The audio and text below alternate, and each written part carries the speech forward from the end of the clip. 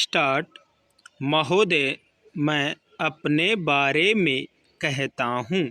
जब मैं छोटा था और कॉलेज में पढ़ रहा था, तब रूस और जापान के बीच युद्ध छिड़ा।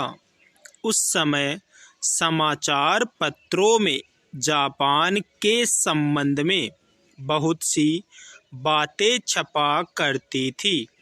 उनमें एक बात यह भी थी कि जापान में समूरिया जाति के लोगों ने अपने सब अधिकार वहाँ के राजा को दे दिए थे।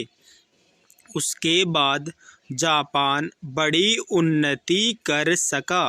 हम लोग यह पढ़कर आश्चर्य और सराहना करते थे। उससे बढ़कर हमारे यहाँ के लोगों ने स्वराज्य स्थापित होने के बाद 1-2 वर्ष में एक उदाहरण उपस्थित करके दिखाया।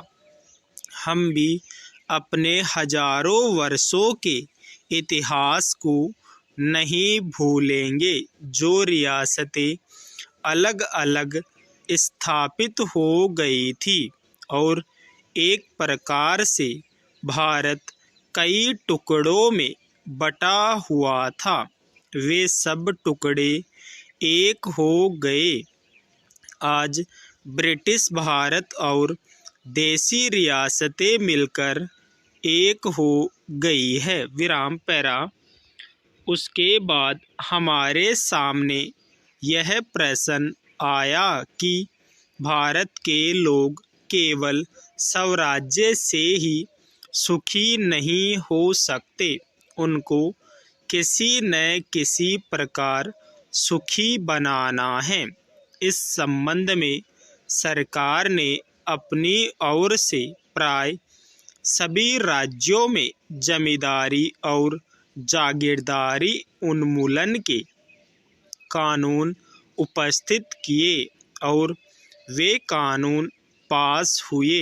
प्रसन्नता की बात तो यह है कि बहुत से स्थानों में कानून उन लोगों की स्वीकृति से तथा उन लोगों की सलाह से पास किए जिनकी जमींदारी और जागीरदारी समाप्त हो जानी थी।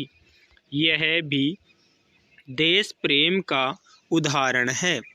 उन लोगों ने अपनी संपत्ति का त्याग इसलिए किया कि उससे सारे देश को लाभ पहुँचे।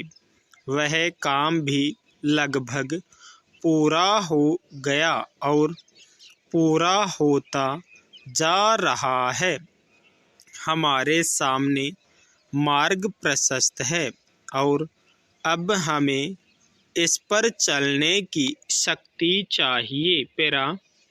हम में परस्पर कभी कभी इस प्रकार की संकुचित धार्मिक अथवा सामाजिक भावना देखने में आती है, जिसके कारण कभी कभी लड़ाई झगड़े हो जाते हैं। हम इन चीज़ को भी दूर करने का प्रयत्न कर रहे हैं। हमारे संविधान में स्पष्ट बता दिया गया है कि कोई चाहे किसी भी धर्म का क्यों न हो, किसी भी जाति का क्यों न हो, इस देश में सबको समान अधिकार है। गरीब से गरीब आदमी को भी वही एक वोट देने का अधिकार है जो कि राजा साहब को है या मुझे। धर्म के नाम पर किसी प्रकार का भेदभाव नहीं किया जाता है। स्टॉप।